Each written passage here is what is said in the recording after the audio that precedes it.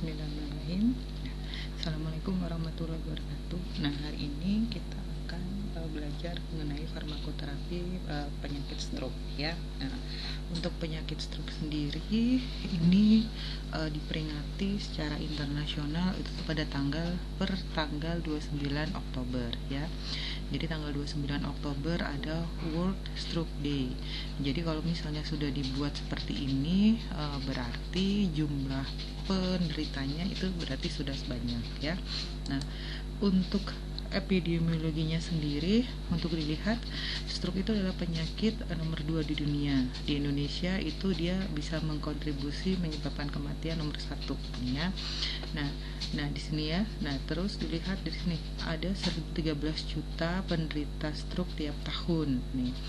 Nah, untuk penderitanya sendiri paling banyak menyerang laki-laki daripada perempuan, dan dilihat usia lebih dari 25 tahun itu yang paling banyak menderita stroke. Ini adalah angka kematiannya berdasarkan dari umurnya. Dilihat di sini paling banyak adalah ketika usia 45 sampai 64 tahun. Nah, kenapa ini kenapa stroke ini perlu dipelajari? Karena 40% kasus stroke itu merupakan kejadian berulang. Dan kalau misalnya sudah terjadi kejadian berulang, dia bisa menyebabkan penyakit atau ketidakmampuan atau kecacatan yang serius dan dalam jangka waktu lama. Nah, jadinya dan setiap tahun kalau di dunia sekitar 116 juta pasien itu meninggal dikarenakan dari stroke nih. Nah, untuk stroke sendiri itu didefinisikan sebagai kondisi yang terjadi ketika pasokan darah ke bagian otak tiba-tiba terganggu, di mana suplai darah ke otak tiba-tiba berhenti. Nih, dilihat dari penyebabnya bisa disebabkan adanya sumbatan. Kita nanti kenal yang namanya iskemik. Iskemik nanti bisa disebabkan oleh aterosklerosis. Ada stroke iskemik, emboli, sama stroke iskemik yang dan trombus ya. Nah, ini kalau dilihat ada juga nanti menyebabkan adanya kerusakan. Jadi pembuluh darahnya pecah ya. Jadi ini nanti yang kita sebut sebagai stroke hemorrhagic nih. Jadi ini yang menyebabkan. Nah, stroke itu lihat organ utamanya adalah otak. Jadi kalau misalnya ada sumbatan tapi bukan di otak, atau suplai darah terhenti tapi bukan di otak, itu namanya bukan stroke ya. Nah, organ utamanya adalah otak. Nah, ini adalah faktor resiko untuk penderita stroke. Nah, saya ambil gambar ini dari yang dikeluarkan oleh Kementerian Kesehatan Republik Indonesia. Ada 2 faktor resiko. Yang pertama adalah faktor resiko yang tidak dapat diubah. Yang kedua adalah faktor resiko yang dapat diubah. Nah, kita bahas dulu faktor resiko yang tidak dapat diubah ya. Nah, ini antara lain kelompok ras tertentu, umur tertentu, jenis kelamin. Nah, tadi ya sudah disebutkan bahwa yang paling sering terkena adalah yang pria dibandingkan wanita. Umur yang paling banyak tadi adalah 45. Ternyata terbanyak di atas 45 adalah 55 tahun. Ras tertentu. Kenapa ras tertentu? Ingat, ras tertentu berhubungan dengan anatomi tubuh. Nah, stroke itu dia terkena di otak. Di situ nanti ada peran dari pembuluh darah arteri ya. Nah, dan faktor resiko yang tidak dapat diubah adalah genetik di sini. Nah, di sini riwayat genetik, apakah ada riwayat stroke dari ayah, ibu, saudara sekandung atau anak. Nah, kalau misalnya faktor risiko ini tidak ada, belum tentu tidak terjadi stroke. Nah, ini faktor risiko stroke yang dapat diubah. Artinya dapat diubah, kemungkinan untuk menderita stroke dia bisa berkurang. Yang pertama adalah penyakit hipertensi, 2 diabetes mellitus, obesitas, dislipidemia, fibrilasi atrium, stenosis arteri karotis ya. Ada hiperfibrinogemia, penyakit jantung lain pasca stroke, atau ada sickle cell anemia dan hiperhomocysteinemia. Nih, ini juga bisa menyebabkan pola hidup yang menyebabkan penyakit stroke. Kurang aktivitas fisik, sering merasa migrain, atau menggunakan obat. Ada obat-obat tertentu yang bisa menyebabkan stroke ya. Drug induced stroke, atau kegiatan merokok, mengkonsumsi alkohol, stres mental fisik ya, dan pemakaian kontrasepsi hormonal. Nah, jadi kalau dilihat ada faktor resiko yang bisa diubah dan yang tidak bisa diubah. Nah, faktor resiko yang lain tadi sudah disebutkan bahwa dia mengalami kekambuhan paling banyak. Nah, ada istilah yang namanya mini stroke. Mini stroke ini sebenarnya adalah TIA. TIA singkatan dari transient ischemic attack. Nih ya. TIA ini kita sebut mini stroke. Jadi sebelum terjadi stroke yang benar-benar stroke, pasien mengalami mini stroke yang tidak dirasakan. Nih. Nah, ini terjadinya apa? Terjadinya ada, kalau dilihat di sini ini stroke dan ini adalah TIA. Nah, ketika mengalami TIA di sini otak mengalami bukan kelumpuhan, mengalami perhentian sementara yang namanya aliran darah tadi. Ingat, stroke tadi dikarenakan adanya aliran darah yang tersumbat di otak. Nah, untuk TIA ini adalah temporary, artinya hanya bersifat sementara, kurang dari 24 jam. Ya, artinya gini, kalau misalnya mengalami TIA terus 24 jam kemudian itu gejala-gejala stroke tidak timbul. Jadi sifatnya hanya sementara yang disebut TIA. Tapi kalau stroke itu ada sumbatan aliran darah, sumbatan oksigen ke otak. Nah, setelah 24 jam efek sumbatan tersebut masih ada. Jadi seperti itu ya. Jadi TIA itu biasanya kita sebut sebagai mini stroke. Nah, ini adalah ciri-ciri dari TIA. Ciri-ciri dari TIA atau gejalanya nanti sama dengan gejala pada stroke. Ini. Jadi ada tiba-tiba lengannya apa namanya? Kok mati rasa sebelah gitu. Atau ada kesulitan berbicara atau berpikirnya lama. Nah, ada pusing mual, ada gangguan jalan atau gangguan penglihatan. Jadi ini resikonya lebih tinggi dibandingkan dengan yang stroke biasa.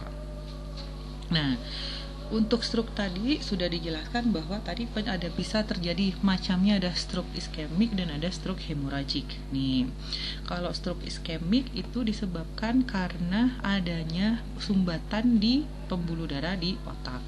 Kalau stroke hemoragik itu disebabkan karena pembuluh darah di otak itu pecah tadi ya. Nah, terjadi pendarahan di hemoragik. Untuk stroke iskemik sendiri dibagi dua, trombolik dan embolik. Nah, ini ya, ini stroke embolik, yang ini stroke trombolik.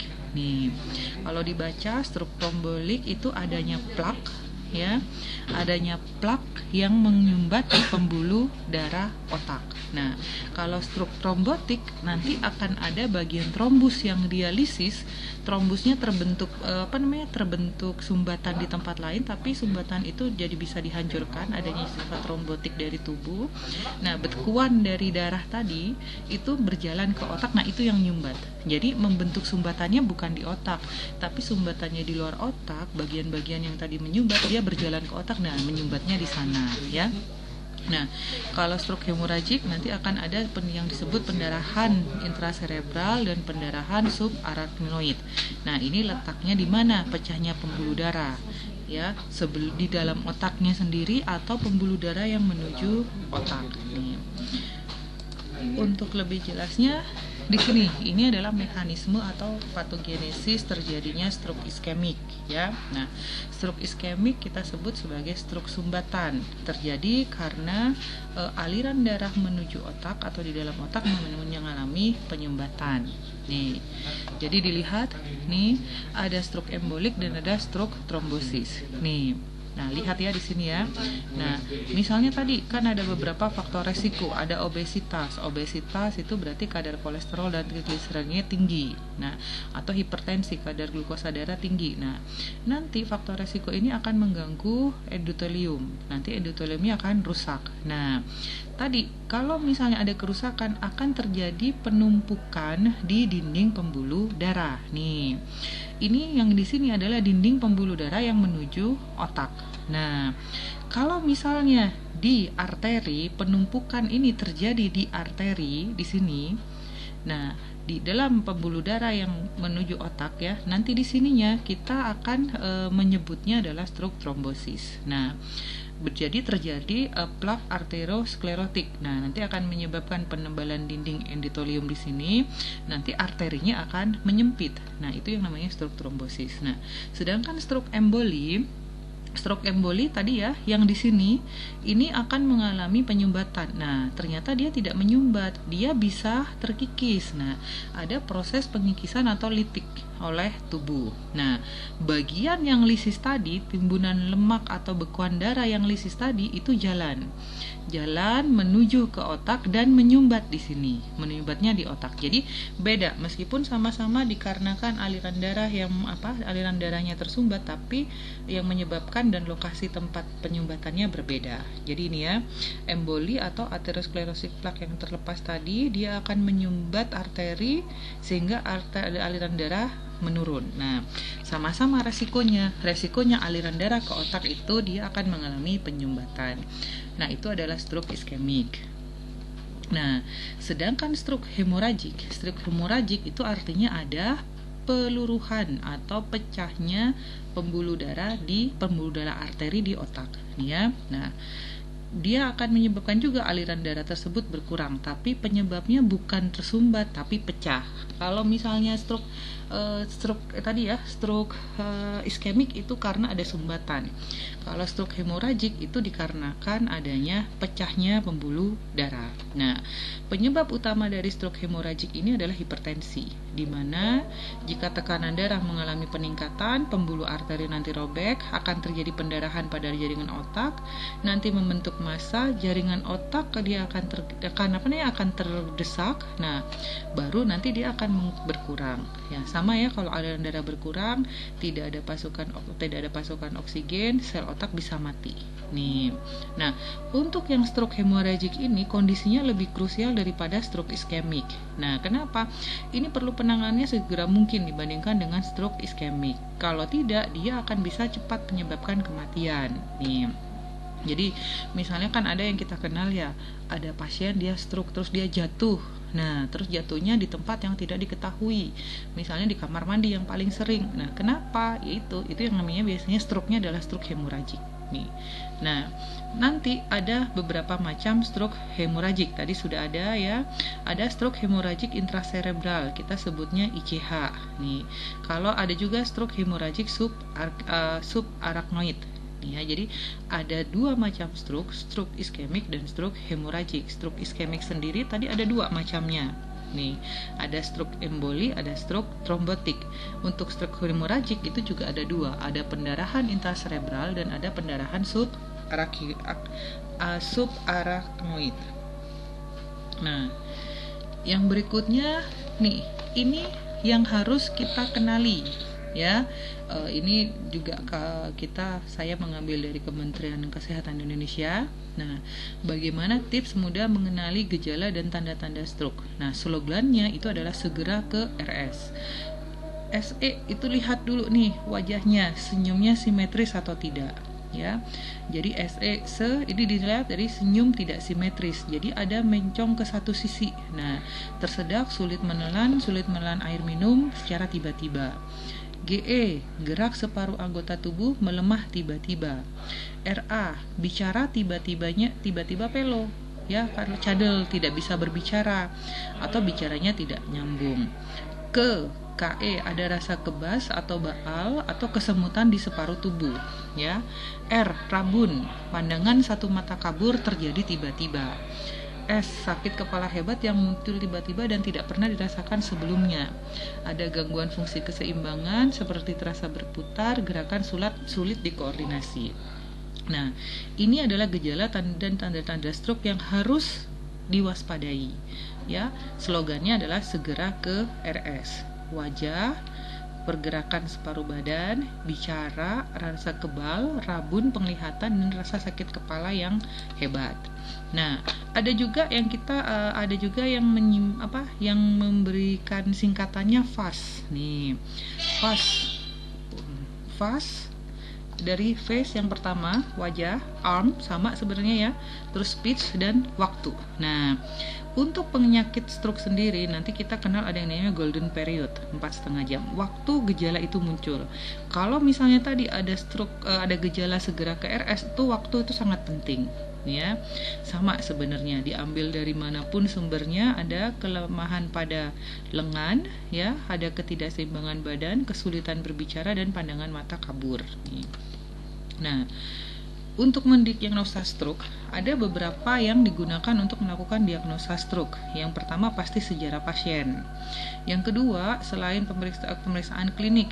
Nah, kan tadi penyebabnya bisa dikarenakan arteriosklerosis, berarti hiperkolesterol atau dislipidemia. Nah, untuk penunjangnya itu menggunakan CT scan atau MRI. Ya, di sini.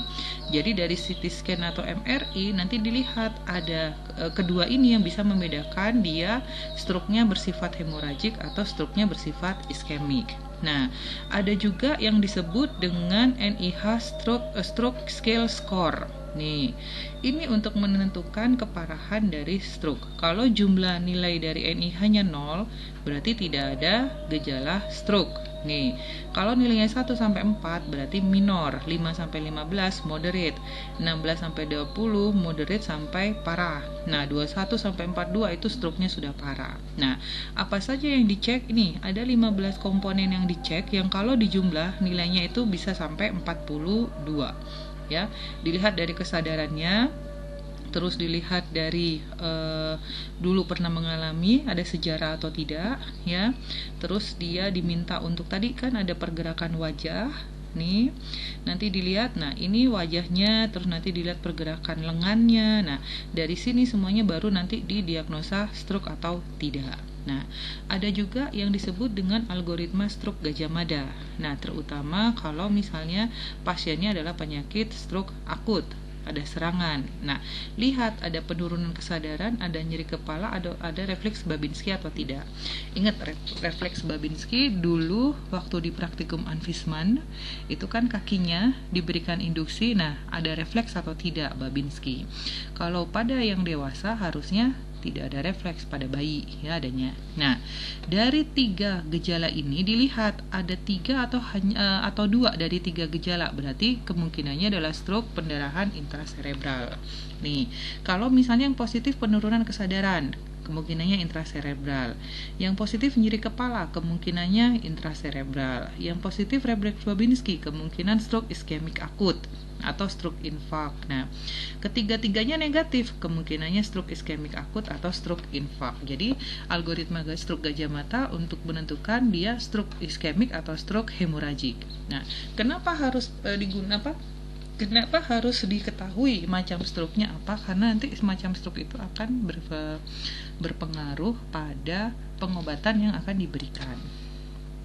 Nah, nih, ini adalah tujuan dan sasaran terapi pada penyakit stroke. Tujuan terapinya itu untuk mengurangi luka sistem saraf yang sedang berlangsung ya, dan juga menurunkan kematian dan cacat jangka panjang.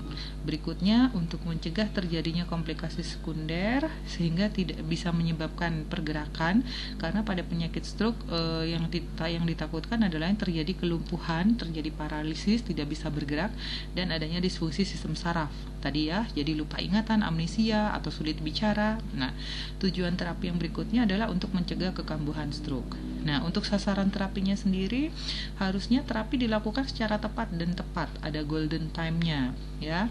Sasaran terapi tadi lihat, salah satu penyebab tertinggi dari stroke hemoragik adalah tekanan darah tinggi, hipertensi. Jadi sasaran terapinya adalah untuk menjaga tekanan darahnya tetap turun ya, tetap dalam normal, kadar glukosa darah dikontrol, dan juga kadar kolesterol. Karena tadi penyebab stroke embolik itu salah satunya adalah terjadinya arteriosklerosis. Nah, sasaran terapi yang berikutnya itu adalah meningkatkan fungsi motorik dan sensorik. Nih, kalau ini adalah strategi terapi, terutama pada saat fase akut stroke iskemik. Nih. Nah, untuk fase akut stroke iskemik yang dilakukan itu adalah menghilangkan sumbatan dan menghentikan kerusakan seluler di otak. Nah, therapeutic window ini 12 sampai 24 jam. Lihat tadi kalau TIA itu setelah 24 jam fungsi akan balik ke normal. Nah, kalau misalnya yang namanya stroke dia tidak akan kembali ke normal. Dan pengobatan yang paling bagus di awal penanganannya adalah 3 sampai 6 jam setelah serangan. Nih, ya. Kalau misalnya 3 sampai 6 jam setelah serangan, kemungkinannya nanti kelumpuhan itu bisa dihindari. Nih. Nah, kalau pada stroke hemoragik tergantung setiap kasus hemoragiknya. Ya, kalau dilihat kenapa 3 sampai 6 jam? Nih. Kalau dilihat ini adalah cerebral blood flow, ya, aliran pembuluh darah ke otak. Nah, ini adalah waktu. Kalau misalnya ada penurunan, ini normal. Kalau normal aliran darahnya seperti ini. Nah, ketika stroke akan mengalami penurunan aliran darah. Stroke tadi di 0, tersumbat, aliran darah tidak muncul. Ya, tidak, aliran darah nggak sampai ke darah, nggak sampai ke otak. Nah, yang terjadi kalau sampai 3 jam dia belum mengalami perbaikan fungsi, sel saraf di otak itu akan mati. Nih, ini sampai di sini ya. Pada 3 jam dengan aliran darahnya kurang dari 8. Nih, kurang dari 8 ml per 100 gram per menit. Nih ya. Nah, jadi kalau misalnya pada 3 jam aliran darahnya belum normal, sel saraf di otak mati. Nah, kalau CBF-nya sampai 3 jam itu 8 sampai 18. Nah, neuronal sel sarafnya itu akan mengalami disfungsi. Ya, bukan mati. Kalau mati berarti ya sudah, dia akan mengalami kesulitan berbicara, dia akan mengalami untuk sementara waktu dia akan mengalami kelumpuhan. Nah, kalau neuronal disfungsi ya dia bisa bicara tapi lambat atau bicaranya pelo. Nah, ini ya. Nah, ini penumbra. Penumbra itu artinya bayang-bayang. Penumbra itu kalau bulan itu bayangannya bulan, ya. Nah, ini adalah waktu yang harus kita cek nih, ya, save the penumbra. Jangan sampai di sini sampai 3 jam kita nggak bisa meningkatkan aliran darah ke otak. Nih, itu strategi terapinya. Nah, berarti tahu waktu kritis untuk penanganan pasien stroke itu adalah sampai maksimal 6 jam untuk langsung dapat pengobatan pertama supaya efek dari penyakitnya minimal. Nah, nih sama, ini juga saya ambil dari Gema Cermas, ya. Jadi calon apoteker atau calon tenaga kesehatan harusnya sudah tahu apa itu Gema Cermas, ya. Itu adalah program dari Kemenkes RI. Nah, ini tadi ada golden time-nya, ada periode emas untuk penanganan stroke, ya. Nah, nih kalau ada penanganan stroke, langsung telepon, ambulan datang, langsung ke RS diobati. Nah, waktunya ini kurang dari 4,5 jam. Nih. Nah, ini yang paling penting. Setelah serangan stroke sampai ke rumah sakit itu harusnya maksimal adalah 2 jam. Karena pengobatan di rumah sakit sampai pengobatan itu maksimal 2,5 jam. Kan harus didiagnosa juga dulu oleh dokter, ya. Nah, jadi golden time-nya itu totalnya adalah 4,5 jam, maksimal 6 jam. Nih.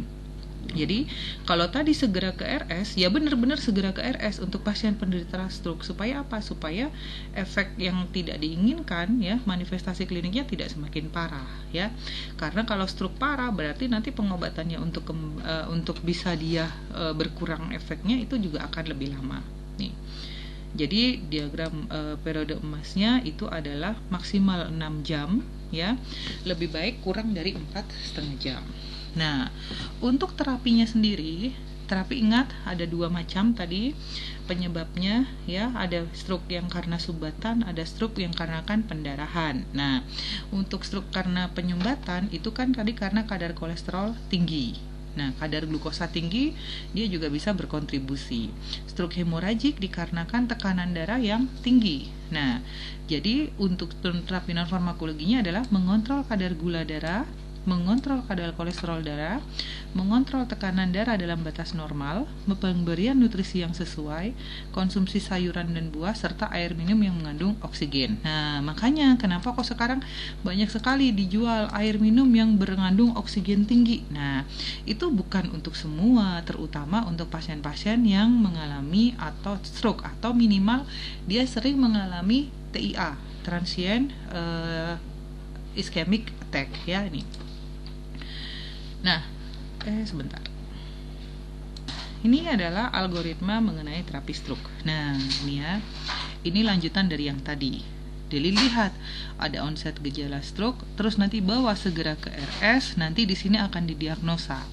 Ketika di rumah sakit akan dicek awal timbulnya gejala, dicek pemeriksaan neurologis, dicek CT scan atau MRI, dan tadi dicek nilai NIH stroke scale. Nih, berdasarkan dari pemeriksaan gawat darurat nanti akan dibedakan termasuk stroke hemoragik atau stroke iskemik. Nah, kita bahas yang stroke iskemik dulu. Nah, lihat, stroke iskemik onset waktunya 3 jam atau lebih dari 3 jam dari awal gejala tadi. Nah, kalau stroke iskemiknya kurang dari 3 jam, terus dicek NIH-nya. Nah, kriteria NIH-nya cocok nggak untuk terapi trombolitik? Kalau tidak cocok, berarti digunakan penggunaan aspirin atau penggunaan aspirin dan perawatan untuk pencegahan yang sesuai dan rencana rehabilitasi. Tapi kalau memenuhi kriteria NIH, digunakan langsung nanti adalah alteplase. Nih, ditambah antiplatelet 24 sampai 48 jam setelah alteplase baru digunakan terapi-terapi yang lain. Nah, kalau misalnya pada stroke iskemik, onset dan gejalanya lebih dari 3 jam, dikasihnya tadi ya sudah saya jelaskan aspirin nih. Nah, kalau misalnya yang terkena setelah didiagnosa adalah stroke hemoragik, nih nanti dicek ada pendarahan subarachnoid nggak atau pendarahan intracerebral. Nah, kalau pendarahan subarachnoid nanti yang pertama adalah pembedahan, nanti baru setelah itu pengobatan untuk mencegah pendarahan, nih ya. Baru setelah itu rencana rehabilitasi. Kalau stroke hemoragik lain, nih stroke hemoragik yang intracerebral, berarti mengontrol tekanan darah, perawatan menggunakan obat dan pencegahan yang sesuai dan rencana rehabilitasi. Nah, secara garis besar ini adalah algoritma terapi dari stroke. Nah, nih ini khusus untuk stroke iskemik. Tadi ya, yang pertama adalah menghilangkan sumbatan aliran darah. Bisa menggunakan terapi trombolitik. Nih, trombolitiknya adalah alteplase. Nah, menggunakan antiplatelet. Nah, bisa menggunakan antiplatelet atau antikoagulan, aspirin, ya. Nah, jadi atau nanti kalau misalnya yang kedua yang ini nggak berhasil, baru dilakukan terapi pembedahan. Jadi kalau pada stroke iskemik, yang pertama dilakukan itu adalah tujuannya adalah menghilangkan sumbatan aliran darahnya dulu, menggunakan terapi trombolitik, antiplatelet atau antikoagulan. Baru berikutnya adalah terapi pembedahan. Nih. Nah, bedakan dengan algoritma terapi stroke hemoragik. Nah, untuk terapi stroke hemoragik, yang pertama dilakukan adalah pembedahan, terutama untuk pembedahan yang pendarahannya di permukaan otak. Baru kemudian menggunakan pengobatan. Pengobatannya terapi suportif, infus-mannitol. Kenapa infus-mannitol? Mannitol ini kan bisa digunakan sebagai diuretik, jadi fungsinya untuk menurunkan tekanan darah. Baru setelah itu diberikan obat untuk mengatasi pendarahan, bisa menggunakan vitamin K dan plasma beku, protamin atau asam tranexamat. Nah, jadi pendekatan algoritma terapi untuk stroke hemoragik dan stroke iskemik itu berbeda. Meskipun obatnya sama, ya, fungsinya sama untuk mencegah, untuk memperlancar untuk memperlancar aliran darah. Nah, ini saya berikan obat-obatnya tadi untuk terapi serangan akut, obatnya trombolitik, ya. Trombolitik itu contohnya adalah alteplase, tisu plasminogen aktivator. Nah, mekanisme kerjanya mengaktifkan plasmin yang sehingga menyebabkan lisis dari tromboemboli. Sudah terbukti efektif jika digunakan dalam waktu 3 jam setelah serangan akut. Nah, tapi efek sampingnya bisa menyebabkan resiko pendarahan, karena kan ini efeknya adalah untuk memperlancar aliran darah, ya. Nah, lihat bentuk sediaannya. Bentuk sediaannya itu adalah injeksi kering. Artinya injeksi kering, injeksi rekonstitusi. Dia menggunakan nanti ada ya, kan kalian sudah belajar ada sirup kering, sirup rekonstitusi. Kalau injeksi pun ada injeksi kering, injeksi rekonstitusi. Nah, kalau disediaan alteplase yang ada di pasaran itu sudah disediakan sterile water for injection. Nih, nanti sebelum digunakan langsung dimasukkan di sini sesuai dengan tanda. Nah, ini ada caranya. Nah, kenapa tidak langsung? Ya, nanti lihat alasannya kenapa. Karena untuk sediaan-sediaan yang seperti ini dia mempunyai ketidakstabilan pada air, tapi dibutuhkan untuk penggunaan intravena, ya. Jadi dibuat dalam untuk sediaan infus. Nah, makanya menggunakan sediaan yang ini. Untuk sediaan-sediaan ini kalian sudah belajar beyond use date, ya. Ada beyond use date untuk sediaan ini maksimal biasanya cuma 30 menit sampai 1 jam setelah direkonstitusi. Nah, yang berikutnya terapi antiplatelet. Nah, antiplatelet yang digunakan di sini ada aspirin, ada clopidogrel, ada kombinasi dipiridamol sama aspirin, ada ticlopidin. Nih, antiplatelet 4 ini yang merupakan pilihan utama dengan urutan pemilihannya gini.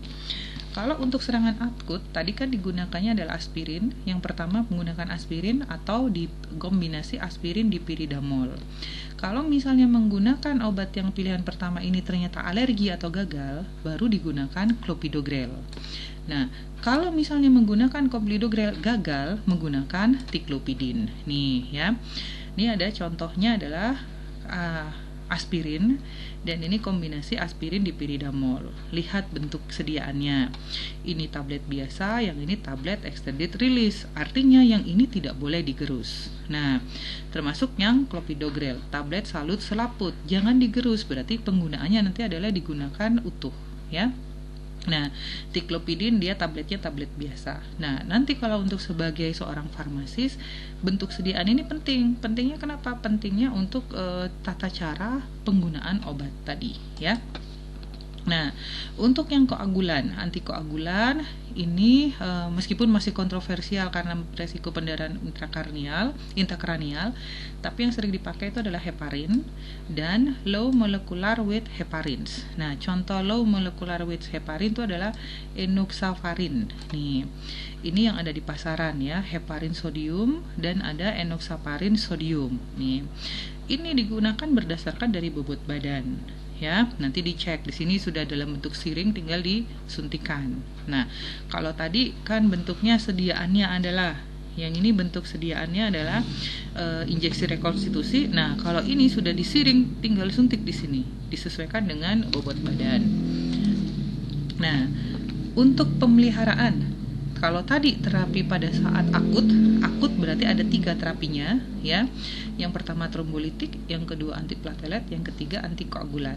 Nah, untuk yang terapi pemeliharaan atau pencegahan itu ada 5. Yang pertama adalah antiplatelet, tadi ya yang aspirin, yang kedua antikoagulan, yang ketiga terapi hormon estrogen. Nah, kenapa? Ingat tadi salah satu faktor resiko terjadinya stroke itu adalah adanya penggunaan pil KB. Jadi terapi hormon estrogen terutama pada wanita postmenopause itu terbukti mengurangi insiden terjadinya stroke. Nih. Nah, selain itu ada terapi juga. Ingat, stroke hemoragik itu bisa disebabkan hipertensi. Nah, ini jadi obat antihipertensi yang sering dipakai itu adalah ARB dan ACI. Nah, ada juga terapi untuk yang membantu memulihkan metabolisme otak. Yang bagaimana itu adalah yang meningkatkan kemampuan kognitif, meningkatkan kewaspadaan dan mood, meningkatkan fungsi memori, meningkatkan kelesuan dan menghilangkan pusing. Nih. Nah, contoh obatnya ada sitikolin, ada kodergrokin miselat dan piracetam.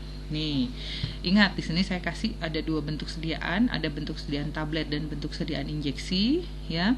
Sitikolin ini untuk meningkatkan kemampuan kognitif dan fungsi memori, ya. Nah, kalau piracetam ini untuk menghilangkan kelesuan. Nih. Nah, itu adalah terapi pemeliharaan stroke. Tadi ya, ada yang pertama antiplatelet, antikoagulan, hormon estrogen, hipertensi, dan memulihkan metabolisme otak. Nah, apa bedanya yang terapi serangan akut? Nah, terapi serangan akut setelah masuk ke UGD, nanti selama 48 jam pakainya ini. Nah, baru setelah beberapa saat serangan akut, baru menggunakan terapi pemeliharaan. Nah, setelah pemeliharaan, terapi yang utama berikutnya adalah terapi rehabilitasi. Nah, untuk terapi rehabilitasi sendiri itu tergantung dari bagian otak tadi, gejala manifestasi kliniknya mana. Apakah perlu di fisioterapi, apakah perlu di terapi wicara dan bahasa. Nah, itu tergantung dari bagian otak yang terkena stroke yang aliran darahnya berhenti. Karena kan ingat di pelajaran Anvisman, tiap bagian otak itu akan mempengaruhi fungsi sensorik yang berbeda. Ya, nah ini saya ambil contoh bagaimana cara untuk fisioterapi kalau ada kelumpuhan pada tangan. Jadi biar tangan itu makin bisa kuat memegang. Nah, ini menggunakan bola ya, atau dipijat seperti ini ya. Nah, mungkin demikian untuk perkuliahan mengenai stroke ya. Obat-obatnya apa saja, bagaimana cara menggunakan obat, dan ada periode emas untuk mencegah supaya efek dari stroke itu bisa seminimal mungkin ya. Demikian perkuliahan hari ini. Terima kasih. Wassalamualaikum warahmatullahi wabarakatuh.